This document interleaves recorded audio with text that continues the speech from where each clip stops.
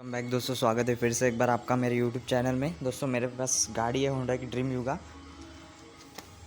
और दोस्तों गाड़ी में ये जो फ्रंट वाला टायर है, ये टायर में से दोस्तों एक कट कट की साउंड आ रही है। मैं आपको अभी सुनाता हूँ। आप दोस्तों आवाज़ सुन पा रहे होंगे। ये देखिए, ये कट कट करके साउंड कर रहा है। दोस्तों ये क्यों साउंड कर रहा है, इसका टायर दोस्तों खोलते हैं एंड देखते हैं दोस्तों क्या दिक्कत है इसमें।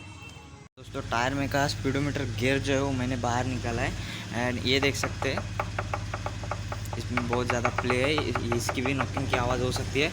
अभी सबसे पहले मैं इसे टाइट कर लेता हूँ एंड देखता हूँ दोस्तों ये आवाज़ जाती या नहीं गई तो फिर आगे का देखते हैं इसे कैसे क्या सॉल्व करना है। फटाफट से इस टायर को टाइट कर लेता हूँ। इसका जो प्रॉब्लम है वो दोस्तों निकल चुका है। ये देखिए दोस्तों, ये दोस्तों बेरिंग न्यू डाली हुई थी, लेकिन दोस्तों न्यू डाली हुई थी इसलिए दोस्तों मैं चेक नहीं कर रहा था। लेकिन दोस्तों अभी मैंने जस्ट इसे चेक किया तो दोस्तों बेरिंग के अंदर के जो बॉल है वो दोस्तों 2-3 बॉल जो है वो अंदर के अंदर टूट चुके हैं एंड इसके वजह से ये रीज़न है। बिल्कुल भी प्ले नहीं है, नॉर्मल प्ले है। लेकिन दोस्तों इसमें जितनी भी आप रस्टिंग देख रहे हैं, इसी रस्टिंग के रीज़न से ये दोस्तों बेरिंग्स आउट हुए हैं।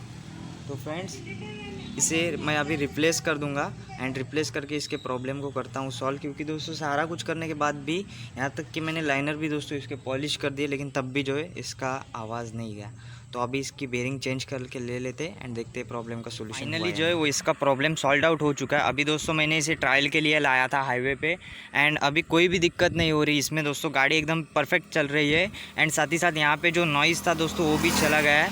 बस दोस्तों ये प्लेट में थोड़ा सा प्ले है, लेकिन दोस्तों वो ब्रेक को हमने क्या किया, टायर को एक बार टर्न किया, टर्न करने के बाद ब्रेक यूज़ करके इसे टाइट कर दिया फटाक से। तो दोस्तों ये भी प्रॉब्लम का सॉल्व आउट हो चुका है।